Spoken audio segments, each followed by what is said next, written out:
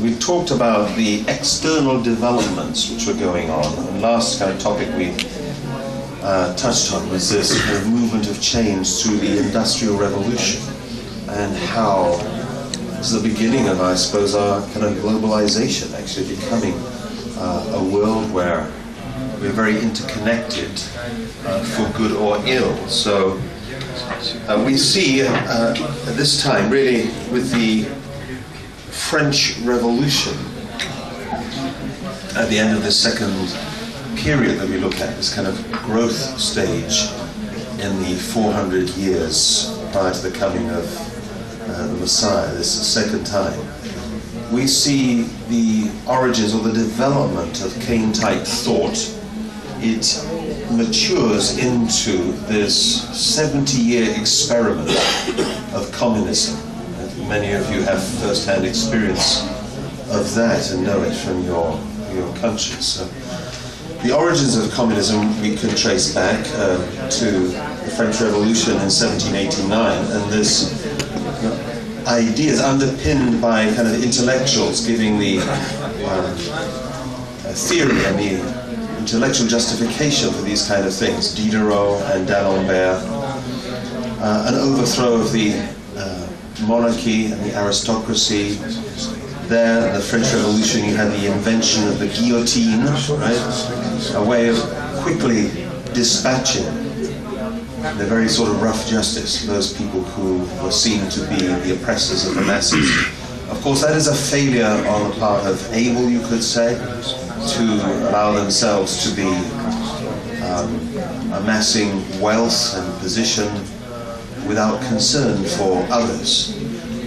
But the way in which that revolution happened was quite a Cain-type way, quite a bloody way, to actually eliminate through execution those people who represented this ruling class, and to overthrow it in that way.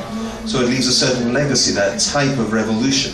The French Revolution, we say, it's a result of this lack of Cain-able unity. There's no harmony in society, there's an imbalance in society, and a failure of an able-type side, which is also supported by the church, but the church is losing its position in that way.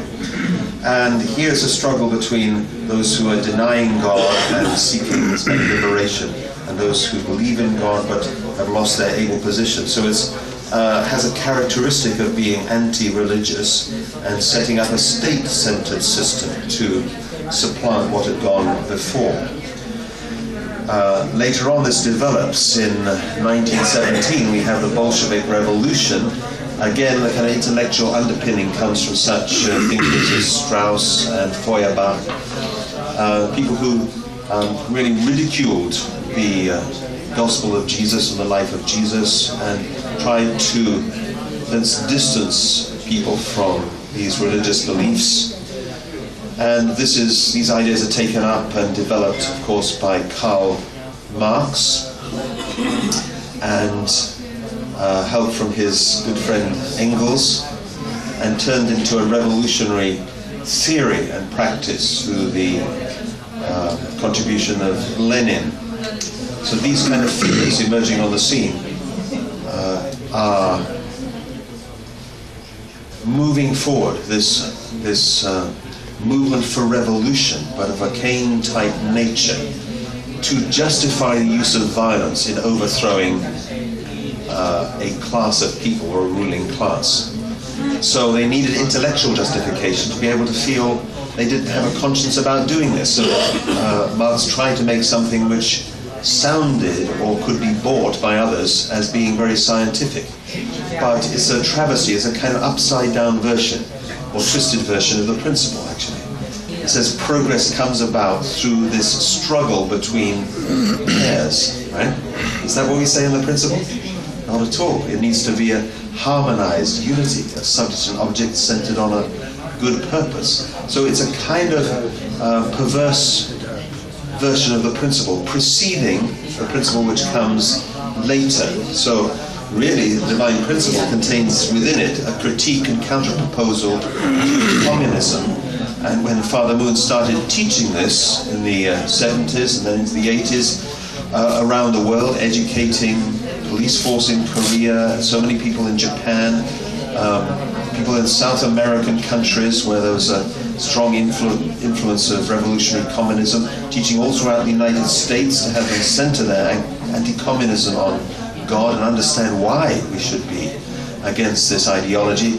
Then, by doing this kind of work when nobody else was doing it, nobody else had the way to challenge these ideas of communism. They were, to many people, very convincing, worth risking their life for. But in doing that, do you think Father Moon would make enemies? Made a lot of enemies. And still, in a sense, the movement is suffering from that, because a lot of the false rumors and attacks in the media, especially in the West, tended to be quite left-wing and still is very liberal-leaning. So they picked up this and they really tried to destroy Reverend Moon and the work of the movement this way. But in the end, it was communism that crumbled. History will tell the story that Reverend Moon had a big influence in this process of the collapse of communism. It's not so commonly known now, but this was very much his doing, not only through these kind of means of teaching people and having the theory, which is very important, but also through the spiritual conditions and things which he was making and other unificationists making to tear down those walls, right, and to liberate people from the yoke of communism. This ideology promising an ideal society for all people, but enslaving and actually causing the deaths of millions of people. Most conservative estimate is about 75 million people, but it's more likely 150 million people lost their lives under communism. Isn't that extraordinary? I mean, more in the Second World. Second World War, more than in the Second World War. More than in the Second World War. Maybe about 50 million people total in the Second World War. So, you know, you don't hear it talked about so much, do you? As the kind of horror or, you know, great injustice of the 20th century, but it was just that. So, we'll look at that. Communism is the fruit of this kind of Keynes-type democracy, promising democracy, but actually delivering something very different. It's politics based on the dictatorship of the proletariat, the working class, supposed to be in that kind of dictatorship position. It already sounds uncomfortable, doesn't it, right? Using that word. But of course, ironically, what turns out in communist countries is that a new ruling class emerges. People, party members who have privileges, they have second homes, they have cars where nobody else has cars, and they have the wealth in their pockets. So it's actually a travesty. And in economic terms, the kind of system of collectivization and central planning turns out to be disastrous. It holds back the growth and development of countries. Although it's supposed to be such a modern and scientific and far-reaching vision of how to create this kind of society. Because it denies freedom, then it's actually very destructive. I think it was actually a Prime Minister in Britain, Margaret Thatcher, who said it on the fall of the Berlin Wall. When people are free to choose, they choose freedom. When people are free to choose, they choose freedom. And that is true. If you look at the simple evidence, when there was a wall in Berlin and people tried to escape from one country to another, which way were they heading? Right? Were they heading from the west into the east with machine guns trained on them? It wasn't that way, was it? No. So it's kind of self-evident in that way. But yet, intellectuals in the West thinking communism, this Marxism, this is what we need, you know. This is pervading all kind of subjects in Western universities as a kind of standard fundamental ideology on which to look at everything in society. So that's the Keynes type movement towards democracy. There's a more able type movement, and that is a fruit here in Western democracy, liberal democracies that we enjoy. Starting really with the Glorious Revolution from 1688. William and Mary coming from Holland to Britain. This is a kind of change which brings about the birth of parliamentary democracy. It's a revolution, getting rid of the king, although that was a kind of bloody except for one king anyway. But nevertheless, this revolution was called glorious because it was bloodless. It happened without that kind of bloodshed. So revolution doesn't need the killing of many people. It needs the changing of hearts and the changing of minds. Amen? Yeah. Adieu? Adieu. Good. So I'm glad we're agreed on that. Eh? So this is able-type democracy. It leads into the American Revolution, where they got rid of their British oppressors. Right? How could you really rule a nation like America from England? Right? It's a crazy prospect, really, isn't it? Right? And here was a nation really born out of God's will to be a land of the free, a land of where people could find their own prosperity and fulfill their own dreams. Actually, as a beacon of light for people of all different nations to come, especially those who are receiving persecution because of their faith or because of their nationality or for whatever reason. So an amazing kind of country as well, with a very beautiful beginning and beautiful history. So those people that we said connected to the deists, they were largely deists, Jefferson, and we had Madison and Washington. These men really putting together the Constitution for this nation to be a haven of people from all around the world to live and to be able to live freely under God. This is Western democracy. Its politics is a representative democracy in a genuine way. Although changes take time to come about, and to give women the vote, it takes a time. And certain changes are slow. But in terms of the economic system, of course, this is built on capitalism. And its ideology, fundamentally in the beginnings, is Christianity. That's the underpinning of it. And that is actually very necessary for its kind of good health and good operating. If Christianity and Christian values can underpin this democracy, it can be very good. When that starts to crumble and people's fallen nature and their greed start to take precedence, then this is also very dangerous. Actually, Father Wood is saying democracy is not an ideal system. It's maybe, according to Churchill's words, I think, and be careful when I quote Churchill here, but, it's the kind of best of the lot, as it were, or something he says, something like that, It's not ideal, but it's the best that we have, so this is what we need. This is the American Revolution, result of kind of Cain-Abel unity, in a sense, working together, even through this process, people who are not God-believing, even who are God-denying, able to work in a kind of free environment with those people who are very God-affirming. So this kind of society, even though in a sense it gives freedom to people to be immoral and to perhaps pursue very selfish desires, which is the downside, it also allows people to enjoy general freedoms and enjoy religious freedom and develop this kind of individual-centered system. So not ideal, but better than what had gone before in that respect. So this is all preparation for eventual second coming, as we say. And so communism is the maturing of this process, of this Cain-type thought, into eventually a block of nations, BLOC, like a group of nations, splitting the world into two. So you have the communist bloc on one side, and you have the Western democratic bloc on the other side. Britain, America, France, these other countries. So the world, especially at the time that I was growing up, I remember as a young boy, kind of sometimes going to sleep at night with a lot of fear, a whole atmosphere of fear, wondering if we'd wake up in the morning. Why? Because there was a lot of talk about the stockpiling of nuclear weapons, this ridiculous kind of overproduction of nuclear weapons, any one of which would destroy the other side. We had thousands of weapons on one side and thousands on the other side, supposedly held in a kind of balance by the principle called MAD, right? M-A-D, mutually assured destruction. That means if somebody lets off a missile from one side, that will trigger missile firing from the other side. So nobody will do that.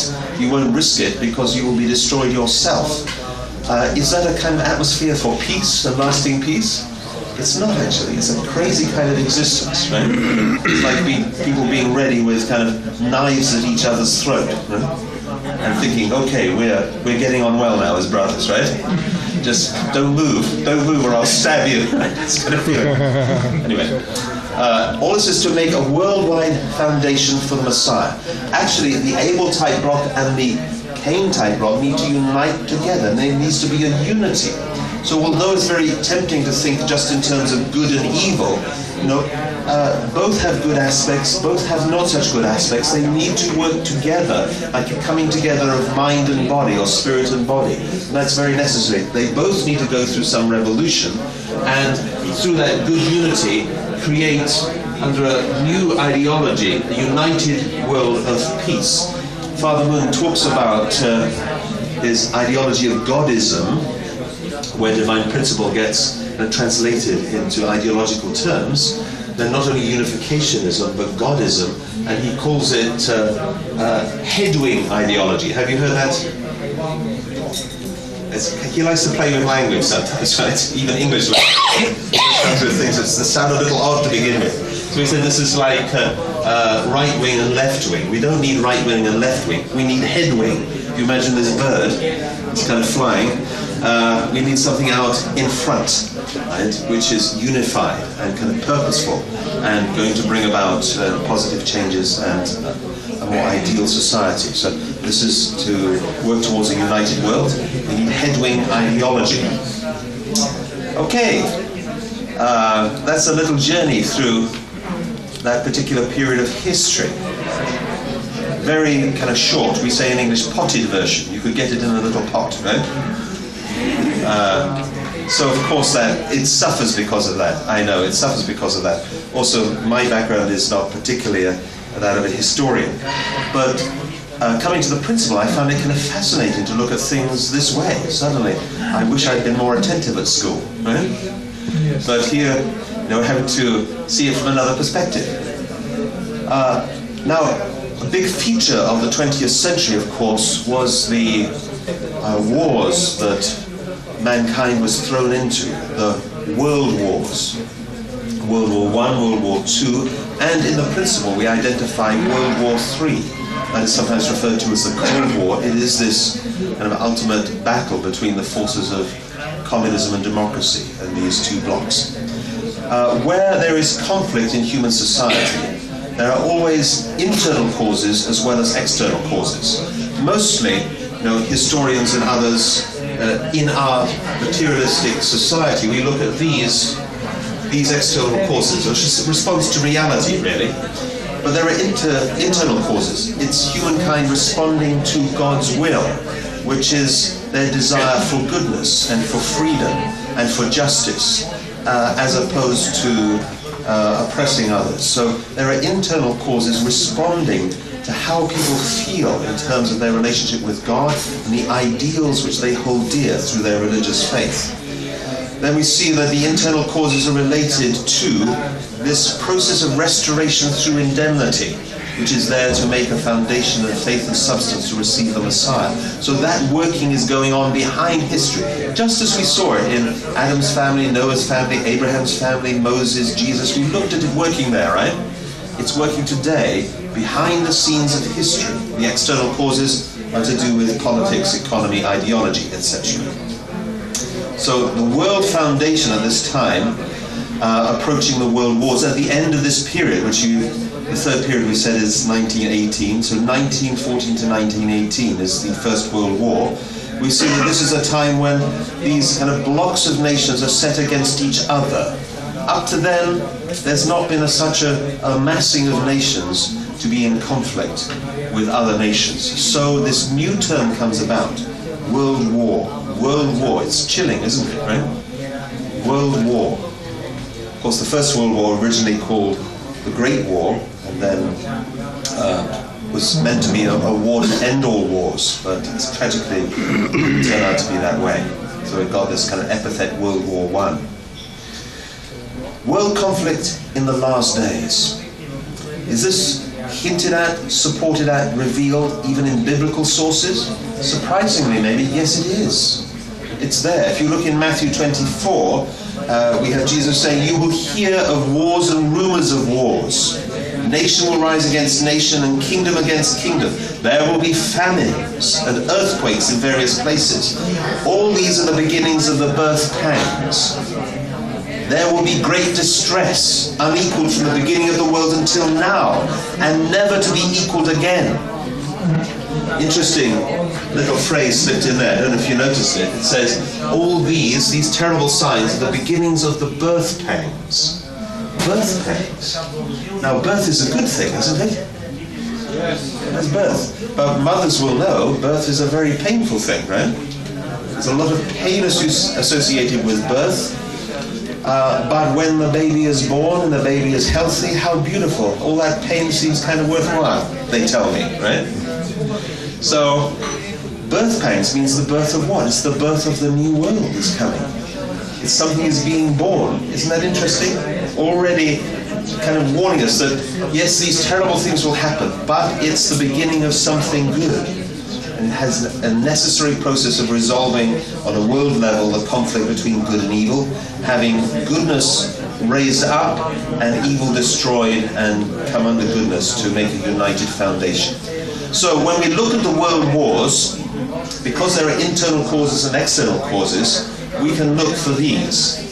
And this is what the principle does. So it's a unique perspective in this way. You can say the internal cause of the world wars is that this is actually the forces of evil making their last struggle to prevent God's dominion. They don't want the world to change into God's sovereignty. Therefore, it's a last-ditch effort to, in a way, throw everything at the good side of humankind and prevent this change. So we can say Satan's last struggle to prevent God's dominion. It's a fact that the false appears before the true. So just as Satan took the world away under his own dominion before it can be realized in a true way. And it says there in the Bible, a kind of hint of what is going to happen in the time that we're living in, or you could say these time of the world wars. In Revelation 12:12 it says, the devil has gone down to you. It's looking way into the future, right? The devil has gone down to you. He is filled with fury because he knows that his time is short. Right? So extra anger, extra bitterness. Right? Do you remember the first Gulf War? When Iraq invaded its neighbor Kuwait? When they were defeated and left, the defeating army did what? It left a trail of destruction. A kind of bitterness and resentment meant they would set light to all the oil fields, right? Amazing kind of destruction this way. It's that kind of Cain mentality. If I can't have it, you're not going to have it either. Right? This kind of development of this Cain-type thought. In Matthew 24 it says, at that time many will turn away from the faith. And will betray and hate each other, and many false prophets will appear and deceive many people. False Christs and false prophets will perform great signs and miracles. In other words, yeah, good signs, seemingly good, but these are false Christs and false prophets. Who are these people, the false Christs and false prophets? That's a question, isn't it? They will appear, right? Well, you know, it was somewhere the characteristic of the religious world to look within itself and call, you know, fellow believers false Christ or false prophet, right? It's a big mistake, actually. It's a big mistake. Where churches are divided, they look at the other as though they are false messiahs or false prophets, right? So I spent some years of my life in Ireland, right? The nation of Ireland. This is a place where the Reformation essentially never happened. It never reached there. So strong divisions between Protestant and Catholic, you know, which are still there. If you go down some of the streets in Belfast, when first time I was taken there, my friend showing me around the place, he said, you know, over here it's a Protestant area. This side of the street is Catholic. I said, well, how do you know? How do you know that? And he said, well, look down. And there on the, you know, the pavement, the edge of the pavement, on one side is painted red, white and blue, for the, kind of supporting the Unionists in Britain. On the other side it's the green, orange and white of Ireland. They painted on the street, right, to say this is our side and this is their side, and they're enemies. It's dangerous. So I was being told, don't go there, it's dangerous, because when they hear your accent, right, you may get in trouble. Crazy, isn't it, right? Crazy. And these are two kind of, it's not only a religious thing, right, obviously, but they have kind of these religious affiliations which are used to kind of separate the two, Protestant and Catholic. And the Protestants, you would hear them saying, oh, the Pope is what? The Pope, the leader of the Catholic Church, is the Antichrist. That's their common name for him. The Pope is the Antichrist. Anyway, there was warning about this, but we can misappropriate these terms, and that's also a mistake to do that. So, the false appears before the true. For this reason, we'll see a pattern. It's a very interesting analysis from the divine principle. Satan, in these last days, attempts to set up his own version of the three blessings. These are false, right? These are not true. They are exercised with this kind of Cain-type evil archangel ideology, right? So we'll see the emergence of kind of Antichrist-type figures or false blessing realizers, right? Which have this kind of trinity of characteristics. You'll see a false Adam figure, false kind of second blessing or system of multiplication, and a false dominion to dominate people and nations in a false way, with a false ideology. As it says, false Christs will appear to deceive many. That is in Matthew 24. So, the internal causes of the world wars, yes, Satan's last struggle, also these are indemnity conditions, a huge price being paid so that the Messiah can come and his work can be successful. It's very necessary because this problem of the struggle between good and evil has to be resolved. And there are also indemnity conditions to restore the three blessings, that these can come about in totality, which is the realization of God's kingdom on earth and in the spiritual world. So we will see in these conflicts, world wars, there are two sides. There's a more Abel type side and there's a more Cain type side, right? We could say good and evil, but we have to remember these are all fallen people, and so relatively good, relatively evil. And we will see that the internal cause of the world war is also this restoration on a world level now of the Cain-Abel conflict. It's got to the stage where it can't get any bigger, and we have these two blocks of nations set against each other. This is resolving this conflict between Cain and Abel that started in the first family of humankind, now on a worldwide level. So on the Abel side, you'll find that there are nations that support God's providence, and they are striving to uphold the ideal of freedom, which internally is to allow people to have the freedom to receive the new truth and the Messiah eventually. The Cain-type side is trying to work to block God's providence, and therefore it is promoting the opposite of freedom. It's promoting an oppression of people, and it actually seeks to undermine the kind of progress of God's work to transform the world in this way. So we'll see world-level restoration of Cain and Abel between Abel blocks and Cain blocks. The nature of evil is that it will attack first. In big conflicts, it's certainly like this.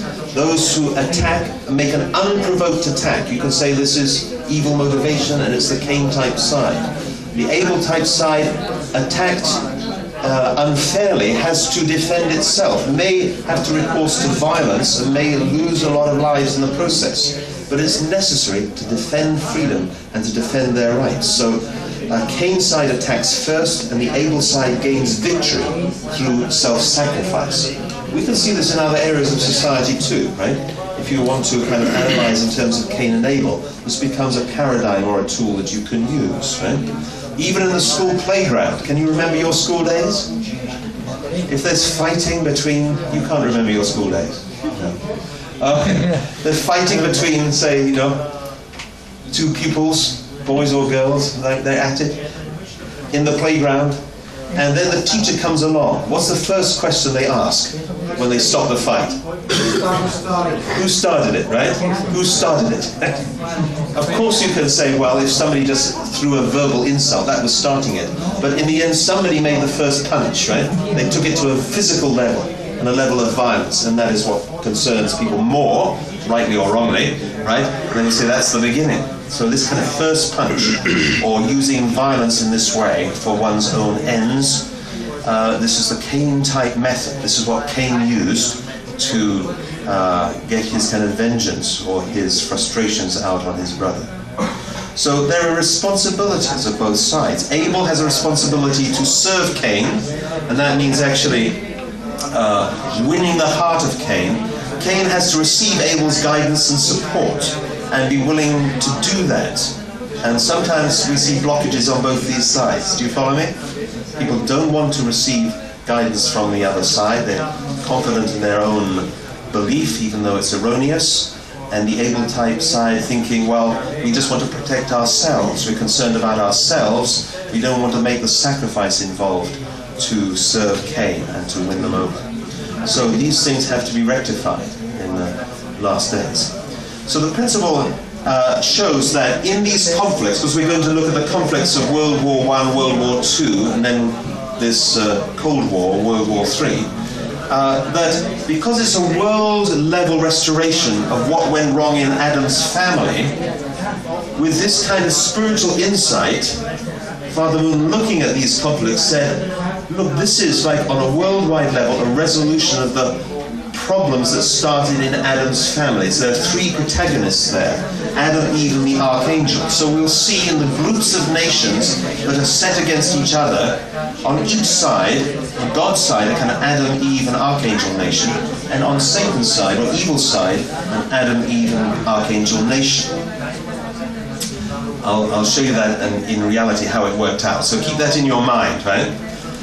While we think about how the First World War started. This is just, again, a very potted history which we can read through. Archduke Ferdinand was heir to the Habsburg throne and assassinated in Sarajevo. This caused Austria-Hungary to declare war on Serbia.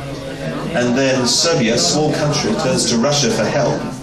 Other countries watching this realize that possibly their colonial possessions and their interests around the world are going to be threatened, and perhaps they're going to be involved in this. So this kind of competition brings many other nations into play to escalate to the level that we call it a world war.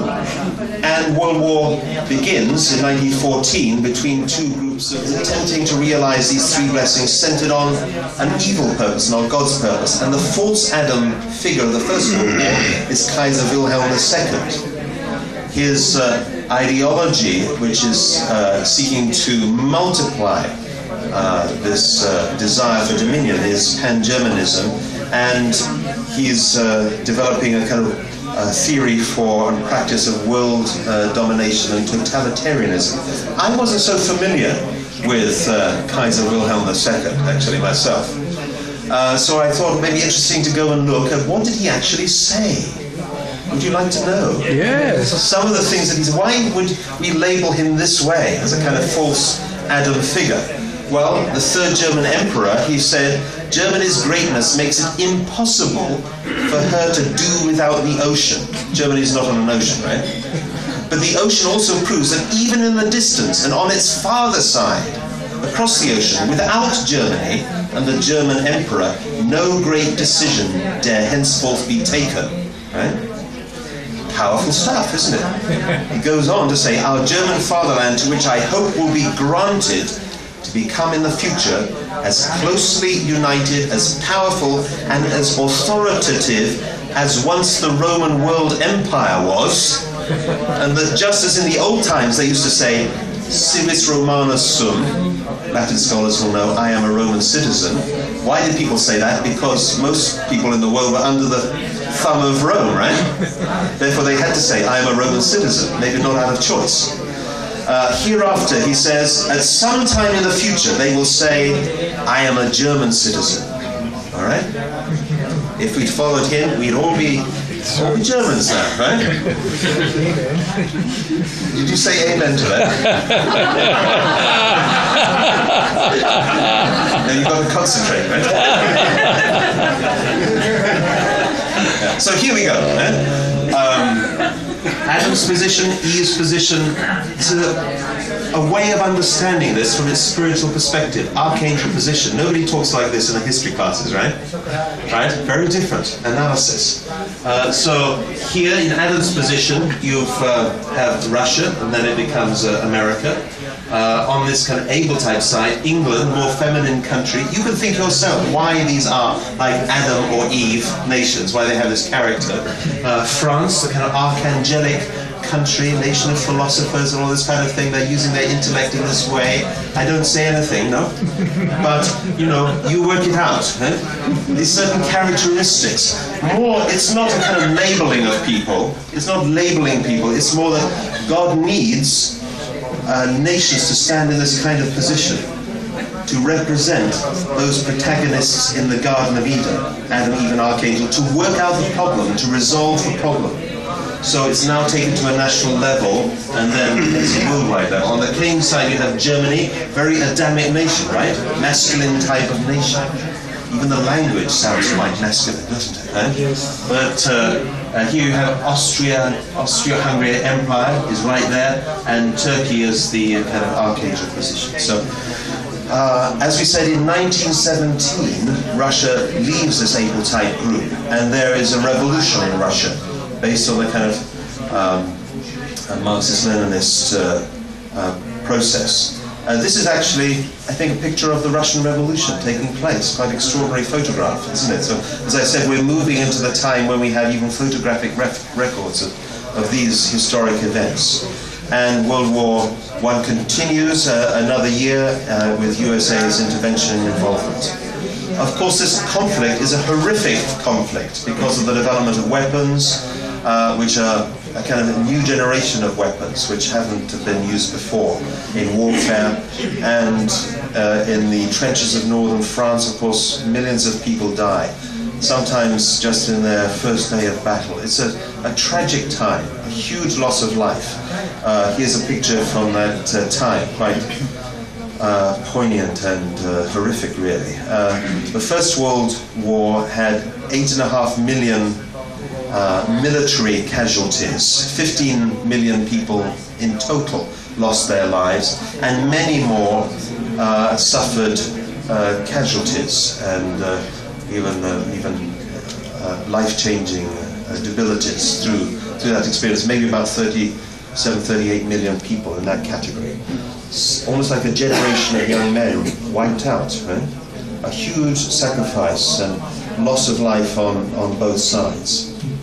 World War I ends in 1918 with victory for the Allies. So Cain-type side attacking first, with the victory coming ultimately to God's side by taking those kind of attacks and defending freedom and willing to make that sacrifice and upholding those ideals and actually winning around and taking the power away from Satan's side. So these nations that are defeated, like Germany, eventually start to really change around.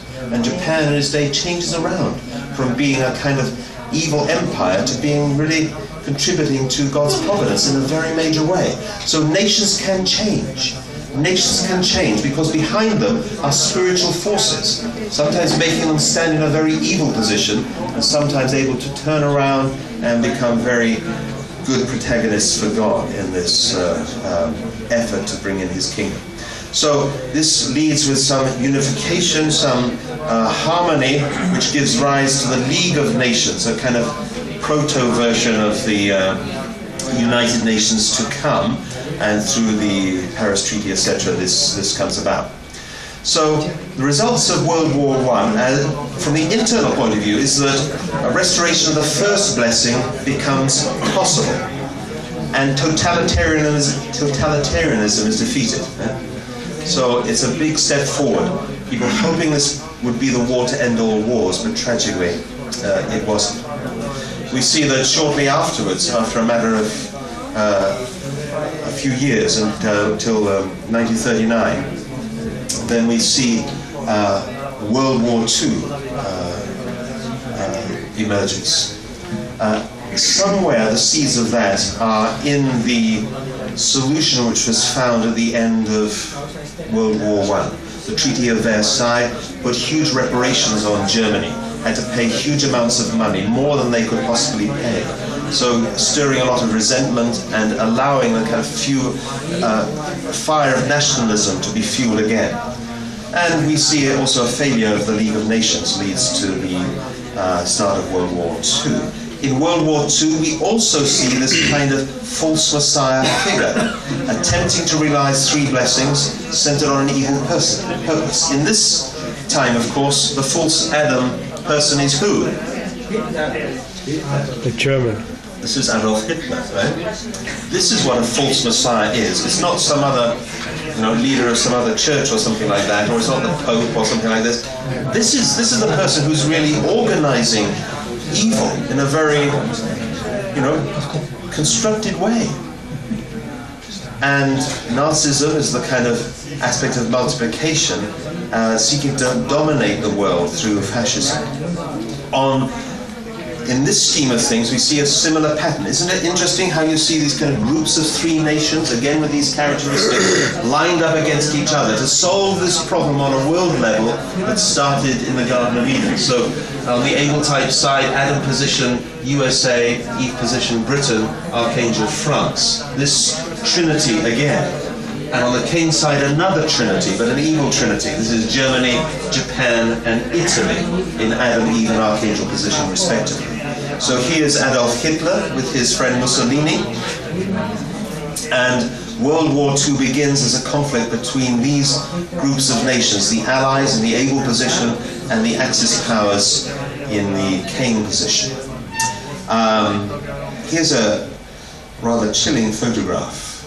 Do you know what this is? Nuremberg rally there of Hitler, isn't it? You think about the time in which this was taking place, the kind of powerful expression through the use of torchlights going into the sky, and people here all kind of amassed in military style. Somewhere on the middle of this huge stage is the little figure of Adolf Hitler speaking into a microphone. Isn't it extraordinary? Rallying people to fight for the fatherland. And here is the devastation that was caused through this Second World War. 50 million people lost their lives. And this is a scene from northern France somewhere, very typical scene. I don't know exactly where that is. World War II ends in 1945, again with victory for the side that was attacked first, for the Allies, and the Axis powers, the Cain-type side, is defeated and its power is taken away, has to come back through the other side, in principle terms, to really fulfill God's purpose eventually. And unification is brought about, and the seeds of hopefully what is to be a peaceful world through the establishment of the United Nations, very significantly. There are problems which enter in even at the beginning of United Nations. Communist nations are included there, especially Russia and China. And they're given an equal vote, of course. And in its constitution, or its setting up, it's forced to remove all references to God and to spirituality and to kind of the values which need to be underpinning this kind of event to bring about this kind of organization to bring about world peace. So as a result, the United Nations has always been somewhere limited, and Father Moon recognized this. For this reason, he is seeking to institute a second or upper house in the United Nations made up of wise religious leaders from all traditions around the world to represent this aspect of humanity, the spiritual side of humanity, which was left out completely from the United Nations structure. So there are results of World War II. It means, from the internal point of view, restoration of the second blessing is now possible, and fascism is defeated as the more external result. Then what about World War III? I've already kind of talked about it because I felt compelled to talk about communism for some reason, right? But it comes out of the rather dissatisfactory solution at the end of World War II, the Yalta and the Potsdam conferences, and competition amongst nations for their loyalties in the Third World and other countries around the world. So here's rather a chilling picture, actually, right? Here you see these three men meeting to essentially carve up the world and see who has which part, right? So you've got Churchill here, you've got Roosevelt, and who's this on the end? Stalin. This is Stalin right in here, right? Stalin, this communist dictator who is responsible for so many atrocities. He's the person who authorized a forced famine in the Ukraine, right? And millions of people died. He's an evil person. He's this false Adam figure of this Third World War, especially in its beginning stages. So when we think of World War III in this respect, and of course that's new terminology, but this is what it is. There's a false messiah, this Stalin, who's right in there, right? And there's multiplication through Marxist-Leninism, and there's a goal of world domination through the communist revolution. And that's what they seek to do, is to dominate the world this way. They see the democratic world as the enemy that has to be brought under this totalitarian system. So this develops later on through a kind of Cain-Abel division of Korea into its communist north and its democratic south, where the false Adam figure in North Korea is Kim Il-sung, particularly nasty dictator who has his own brand of communism, Juche, which is becomes the kind of justification for the very harsh and brutal regime in North Korea, and then of course a goal of domination as well. So here in World War III, we see on the able type side, South Korea takes this leading role, Japan and USA supporting there, even with its military bases in Korea today in the south, and you have the Cain type side, North Korea, which is bordered, of course. Why it's such a strategic country, even though it's small and maybe far away to many people, it's bordered on its top border by both USSR in that time and by China. So USSR coming down the side and China directly above. So when it came to bring some solution, or a very unsatisfactory solution to the Korean War, then you know that Truman decided we would make this division in Korea and allow that kind of divided nation. A divided nation has never worked, has it? What do our Cypriots think of that, right? It doesn't work, does it? Our Irish, what do they think about that? Vietnamese, what do they think about that? It never works as a solution. It's actually, in Korea's case, it's just families who are divided. Even now, families in the south don't know if their relatives in the north are alive or dead. They have no communication with them. Right? And soon that generation will pass, so they have to assume that they die without ever being meeting them. Right? They don't need to be reconciled as families, but they're not being allowed to enjoy that freedom to meet. So, World War III, the nature of the conflict depends very much on human responsibility. Whether it becomes an all-out military conflict that could destroy millions of people, or would it actually just remain an ideological conflict? This conflict largely, of course, is an ideological conflict, but there again, not without consequences. Those up to 150 million people we talked about who lost their lives in communism, this wasn't through a big clash between these two groups, right? It was within these countries. It was the systematic elimination of opposition within these countries. It's horrific, isn't it? And this tale, I think, has yet to be kind of told. It's almost like too difficult for people to deal with, maybe.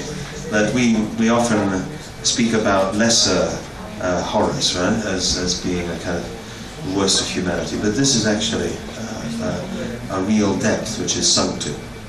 So this is the ideological or Cold War. The results of this are the kind of coming together of these two blocks under a kind of more victorious or lasting democratic tradition. Right? And this is the process that we've lived through. It's still not fully worked through, but really the days of kind of most danger are over in this respect. So the result of World War III is that restoration of the third blessing becomes possible. This is laying this foundation for God's coming kingdom and huge payment of indemnity. Huge payment of indemnity. It's also the beginning of God's kingdom and the peaceful, ideal world in this respect. This comes about through when the two parents come, they bring a higher truth that can unite these two aspects. The kind of aspect of mind, the aspect of body. After all, body comes from God and spirit comes from God. Right? Material things come from God, spiritual things come from God. It's not that one is good and one is evil. This is unificationism again. In terms of philosophy, it's a terribly powerful understanding. There were divisions down through the centuries between idealism and materialism. But it's just saying no. The answer is unified view of life. Both have their origin in God, but both need to unite together in the proper kind of order of priorities. And it's the spirit that has to take the subject position, and the material side has to serve the purpose of the spirit and be able to be like a body to the mind united with God. The result, if this is successful, it creates a harmonized world which is one family under God. Now, just briefly, and I hope you can follow this, because I want to think about our situation today. We're getting very close to kind of modern day politics and the situation in the world as we have it now. There's an Abel type side and there's a Cain type side. As we said, it's not simply good and evil. Don't think that way. Both have good aspects and both have bad aspects. On the Abel type side, there are certain failures. This is our Western democracy. This is us. There's an emphasis on individualism. Too much emphasis on individualism. There is still a lot of religious intolerance, actually, even in democratic countries.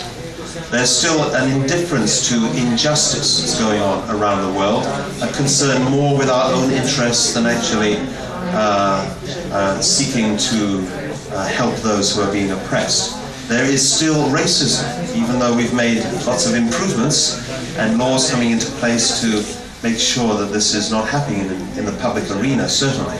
But still it's there. And we also see nations and groups of nations that are too materialistic. And this is actually eating away at the heart and the soul and the fabric of that kind of Christian foundation that underpinned these Western democratic countries, sadly. On the Cain type side, as we see, there's a similar kind of set of values. Sorry, this isn't so clearly indicated. Or you can see it in the blue, can't you? Even though it's there. On the Cain type side, there's also abuse of individuals, maybe even more so. There's suppression of religion, very deliberately. There's violent revolution, and giving the kind of justification to that through ideological means. There is racism and there's materialism as an ideology. Right? And in both sides we see moral corruption. And that's going to be the downfall, even of the Abel type side, if it continues and if it develops. There will be actually destruction. God will have to kind of allow that to happen, as he did to kingdoms in the past. So the Abel type side needs to tackle these problems. That's really the work of the Christian world.